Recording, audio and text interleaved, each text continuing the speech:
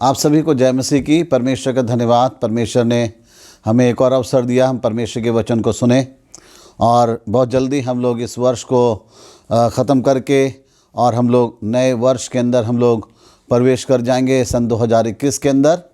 परमेश्वर चाहते हैं कि हम लोग अपने जीवन के अंदर कुछ चीज़ों को बहुत अधिक हम महत्व दें।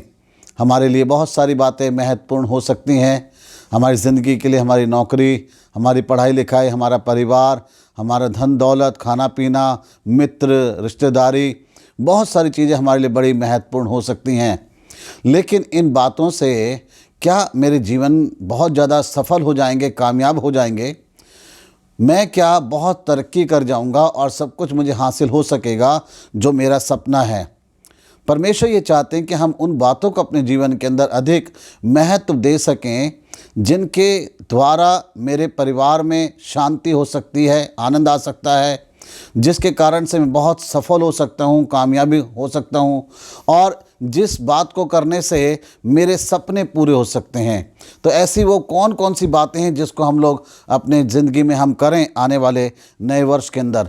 4 बातें आपके साथ मैं इस शाम के वक्त में बांटना चाहता हूँ परमेश्वर के वचन को आधार बना के।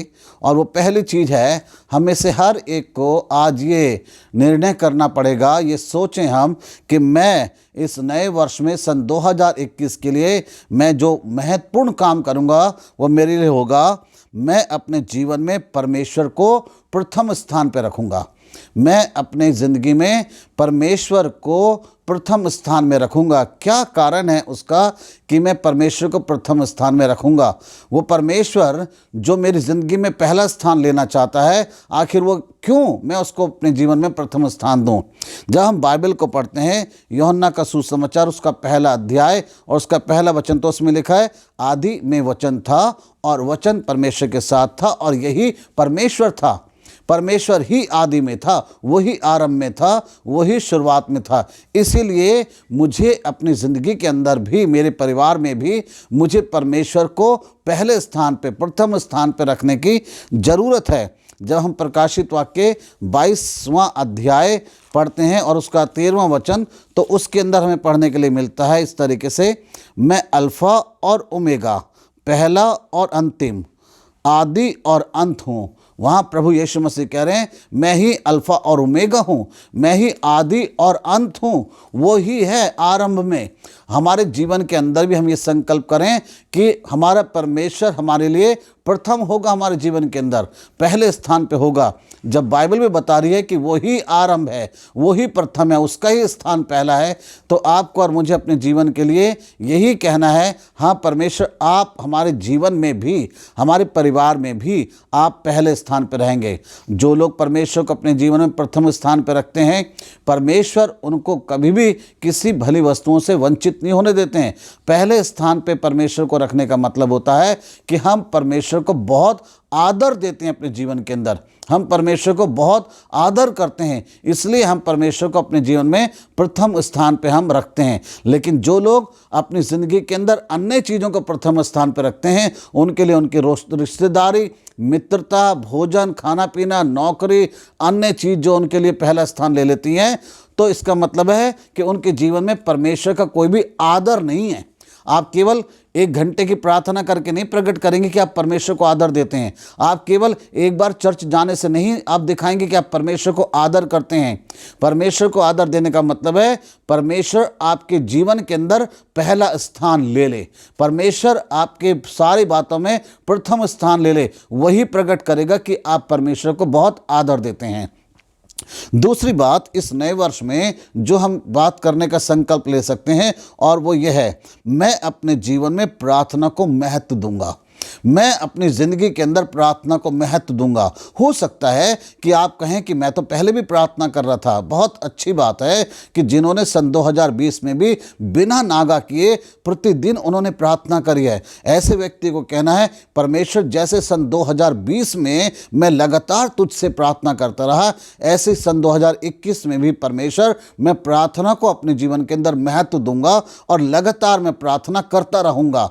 हम ये संकल्प लें, क्योंकि क्योंकि प्रार्थना के द्वारा आप अपने जीवन के अंदर बड़े बड़े काम को होता हुआ देख सकेंगे। हम लोग जब पढ़ते हैं यिर्मयाह नबी की किताब और उसका 29वां अध्याय जब हम पढ़ते हैं तो वहाँ पे परमेश्वर ने यिर्मयाह से कुछ कहा और उसको जो बात कहा वही परमेश्वर आज हमसे भी कहना चाहते हैं। यिर्मयाह नबी की किताब उसका 29वां अध्याय और उसका 12वां वचन, वहाँ पे लिखा है इस तरीके से, तब उस समय तुम मुझको पुकारोगे और आकर मुझसे प्रार्थना करोगे और मैं तुम्हारी सुनूंगा। ये परमेश्वर हम में से हर एक को ये आश्वासन दे रहे, तब तुम मुझे पुकारोगे और मैं तुम्हारी सुनूंगा, तुम मुझसे प्रार्थना करोगे मैं सुन लूँगा। परमेश्वर कह रहे हैं जब तुम प्रार्थना करोगे तो मैं तुम्हारी सुन लूँगा। और जब परमेश्वर ऐसा भरोसा दिला रहे हैं तो हमें ये कहना है कि हम अपने जीवन में नए वर्ष के अंदर सन 2021 के लिए हम ये कहते हैं कि हम प्रार्थना को अधिक महत्व देंगे। जब भी हम किसी संकट में होंगे, मुश्किल में होंगे, हमारी कोई आवश्यकता होगी, हम परमेश्वर से प्रार्थना करेंगे क्योंकि परमेश्वर ने कहा है मैं तुम्हारी सुन लूँगा।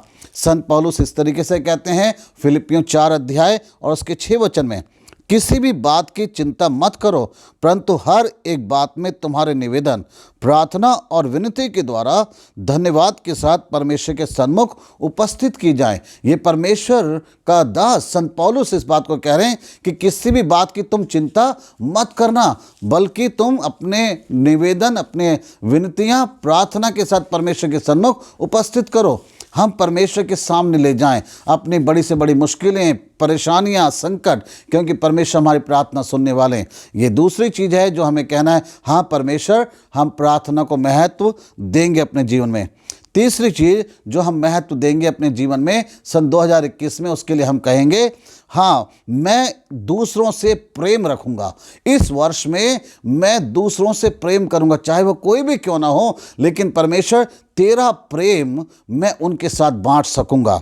परमेश्वर का वचन कहता है इस तरीके से, जब हम पढ़ते हैं परमेश्वर के वचन को, पहला पतरस 4 अध्याय 7 और 8 वचन, पहला पतरस 4 अध्याय 7 और 8 वचन को जब हम पढ़ेंगे तो वहाँ पे परमेश्वर का दास हमें कुछ कहना चाहता है कि हम दूसरों से जब हम प्रेम करते हैं। वहाँ पे इस तरीके से लिखा है, पहला पतरस 4 अध्याय 7 और 8 वचन को जब हम पढ़ेंगे तो इसमें प्रभु का वचन हमें इस तरीके से सिखा रहा है। प्रभु के वचन में लिखा है, सब में श्रेष्ठ बात यह है कि एक दूसरे से अधिक प्रेम रखो क्योंकि प्रेम अनेक पापों को ढांप देता है। यह परमेश्वर का वचन सिखा रहा है सबसे महत्वपूर्ण बात यह है कि हम प्रेम रखें क्योंकि प्रेम अनेक पापों को ढांप देता है। हमारे जीवन में बहुत सारे ऐसे लोग हो सकते हैं जिनकी बुराइयां हमें नज़र आती हैं, जिनकी गलतियां हमें नज़र आती हैं, लेकिन अगर परमेश्वर का प्रेम हमारे अंदर होगा तो उस प्रेम के कारण से हम उनकी गलतियों को ढांप देंगे, फिर उनकी गलतियां नज़र नहीं आएंगी। ये परमेश्वर का वचन हमें सिखाना चाह रहा है। यदि परमेश्वर का प्रेम हमारे अंदर नहीं होगा तो हमें शैतान जो है दूसरों की बुराइयां ही दिखाता रहेगा, दूसरों की कमियां ही दिखाता रहेगा। लेकिन हम चाहते हैं कि हम इस वर्ष में हम लोगों से परमेश्वर का प्रेम बांट सकें। हम ये कहें सन 2021 में परमेश्वर मैं किसी के अंदर कोई बुराई नहीं देखूंगा, किसी की गलतियों पे मैं ध्यान नहीं दूंगा। परमेश्वर मैं तेरे प्रेम के कारण उनकी गलतियों को मैं क्षमा कर दूंगा और ढांप दूंगा। ये परमेश्वर हमसे चाहते हैं क्योंकि परमेश्वर ने भी अपने हृदय में आपके और मेरे लिए प्रेम रखा और इस कारण से, उस प्रेम के कारण से परमेश्वर ने हमारी गलतियों की ओर ध्यान नहीं दिया क्योंकि केवल वो प्रेम कर रहा था और इसलिए उसने उन गलतियों की ओर ध्यान नहीं दिया। परमेश्वर यही हमसे चाहते हैं कि हम एक दूसरे के साथ में ऐसे ही प्रेम रखें।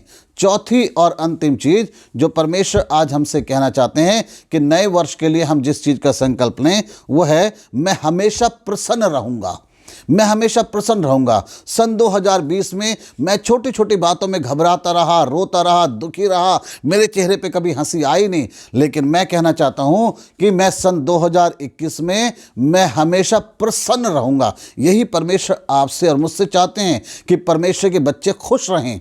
आप में से कई लोग कह सकते हैं कि मैं कैसे खुश रहूँगा जब मेरे जीवन में कष्ट है, परेशानी है, तंगी है, मुश्किल है, तो मैं कैसे प्रसन्न रह सकता हूँ। लेकिन परमेश्वर चाहता है और यही कहते हैं कि हर परिस्थिति में हम आनंदित रहें, हम खुश रहें। बाइबल के अंदर इस तरीके से लिखा है, भजन संहिता 32 अध्याय और उसके 11 वचन का जब हम पढ़ेंगे, भजन संहिता और उसका 32 अध्याय और उसका 11वां वचन, तो वहाँ पे प्रभु का वचन हमें इस तरीके से सिखाता है। भजन संहिता 32 अध्याय और उसके 11 वचन में लिखा है, हे धर्मियों, यहोवा के कारण आनंदित और मगन हो, और हे सब सीधे मन वालों, आनंद से जय जयकार करो। परमेश्वर का वचन हमें सिखा रहा है कि हे धर्मियों, यहोवा के कारण जो है आनंदित और मगन हो।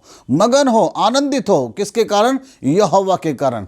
चीज़ें आपके पास नहीं है, मुश्किल है शायद आपके पास, कठिनाइयाँ आपके पास हैं, लेकिन फिर भी अपने परमेश्वर यहोवा के कारण आनंदित और मगन हो। हम ये परमेश्वर हमसे उम्मीद कर रहे हैं। और सन 2021 के लिए हम ये कहें कि हाँ, परमेश्वर मैं प्रसन्न रहूँगा, कोई भी चीज़ मुझे उदास नहीं करेगी, कोई भी चीज़ मुझे निराश नहीं करेगी, कोई भी चीज़ मुझे रुलाएगी नहीं। मैं अपने यहोवा के कारण आनंदित और मगन होऊंगा। बहुत सारे लोग हैं जो छोटी छोटी बातों में रो पड़ते हैं, उदास हो जाते हैं, चेहरे उदास हो जाते हैं, मुंह लटकाए रहते हैं, लेकिन परमेश्वर ऐसे लोगों को पसंद नहीं करते हैं। उदास मन पे जो है शैतान और कब्जा कर लेता है। जितना अधिक आप कठिनाइयों में भी प्रसन्न रहेंगे, उतना ही अधिक शैतान परेशान होगा और आपसे दूर रहेगा। लेकिन जितना अधिक आप उदासी में पड़े रहेंगे, निराशाओं में रहेंगे, शैतान आपके ऊपर हावी होता रहेगा।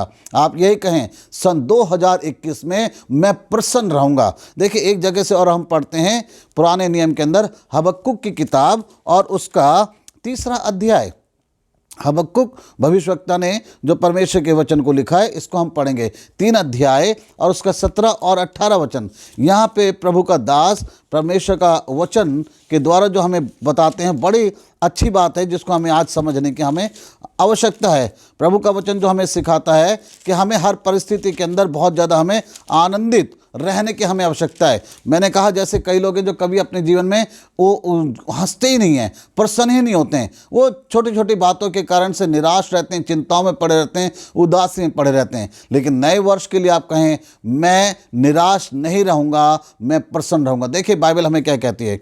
हबक्कुक की किताब उसका 3 अध्याय 17 और 18 वचन में लिखा है, क्योंकि चाहे अंजीर के वृक्षों में फूल ना लगें और ना दाखलताओं में फल लगें, जलपाई के वृक्ष से केवल धोखा पाया जाए और खेतों में अन्न ना उपजे, भेड़शालाओं में भेड़ बकरियां ना रहें और ना थानों में गाय बैल हों, तो भी मैं यहोवा के कारण आनंदित और मगन रहूंगा और अपने उद्धारकर्ता परमेश्वर के द्वारा अति प्रसन्न रहूंगा। चाहे जीवन में कुछ भी ना रहे, घटी रहे, कमी रहे, कुछ भी ना दिखाई दे हमें अच्छी चीज़ हमारे घर में, हमारी ज़िंदगी में, तो भी, फिर भी बाइबल बता रही है, उसके बाद भी, उसके बावजूद भी मैं यहोवा परमेश्वर के कारण आनंदित और मगन रहूंगा। मैं यहोवा में प्रसन्न रहूंगा। वो इसलिए क्योंकि मुझे कुछ नहीं चाहिए, मुझे प्रभु चाहिए। लेकिन जो लोग दुनिया की चीज़ों में अपना आनंद ढूंढते हैं, वो जीवन में कभी भी प्रसन्न नहीं हो सकते हैं, क्योंकि दुनिया की चीज़ें आपको कभी भी प्रसन्नता नहीं देंगी, आनंदित नहीं करेंगी, वो आपको हमेशा निराश ही करेंगी। ना आपकी दोस्ती आपको प्रसन्न करेगी, ना आपकी रिश्तेदारी आपको प्रसन्न करेगी। लेकिन एक चीज है, और वह है यहोवा परमेश्वर के कारण आप आनंदित और मगन हो। आप कहें, इस वर्ष के अंदर 2021 के अंदर जो आने वाला है, उसमें मैं परमेश्वर बहुत प्रसन्न रहूंगा, मैं मगन रहूंगा। चाहे जीवन में जितना मर्जी परेशानी कठिनाई क्यों ना आ जाए। मैं यूं नहीं कह रहा हूं आपसे कि नया वर्ष आपके लिए बहुत अच्छा होगा, अच्छी अच्छी बातें होंगी। बाइबल ये बता रही है कि हो सकता है कि ऐसा समय, ऐसी परिस्थितियां रहे आपके आगे, बहुत घटी कमी रहे, लेकिन फिर भी हम यहोवा परमेश्वर के कारण आनंदित और मगन रहेंगे, क्योंकि परमेश्वर हमारे साथ है। हमें वही चाहिए, वो हमारी आत्मा को, हमारे मन को मगन करे, आनंदित करे। बाइबल हमें यही सिखाती है। मैं परमेश्वर से यही प्रार्थना करता हूँ, अपने लिए भी, आपके लिए भी, कि आप सच में अपने जीवन के अंदर इन 4 बातों को आप महत्व दीजिए। इन 4 बातों को परमेश्वर आपके लिए प्रथम बन जाए। आप प्रार्थना को महत्व दीजिए, दूसरों से आप प्रेम करें और प्रसन्न रहें। परमेश्वर आपको बहुत ऐसे आशीष दे। प्रभु में बने रहें और आने वाले वर्ष के लिए सच में ऐसा संकल्प लेके एक नए सिरे से ज़िंदगी को जीने की आप कोशिश करें। निराशाओं को भूल जाइए, तंगहाली परेशानी को भूल जाइए। आप कहें, अब मैं परमेश्वर में प्रसन्न रहूँगा। आमीन। इस समय आइए हम लोग प्रार्थना करेंगे। हम परमेश्वर से प्रार्थना करें। हमारे परमेश्वर पिता, हम आपके सामने आते हैं, धन्यवाद देते हैं परमेश्वर कि आपने सन 2020 का परमेश्वर 12वें महीने का ये 30वां दिन आपने हमें दिखाया है परमेश्वर, हम आपको धन्यवाद देते हैं। आपने हमें संभाला परमेश्वर, आपका धन्यवाद। स्तुति और प्रशंसा के योग्य परमेश्वर, सारी ज़रूरतों को पूरा करा है, धन्यवाद। आप महान सच्चे परमेश्वर हैं परमेश्वर। सन 2021 के लिए भी हम अपने आप को परमेश्वर आपके हाथों में सौंपते हैं और यही संकल्प हम लेते हैं कि हमारे जीवन में परमेश्वर आप प्रथम होंगे।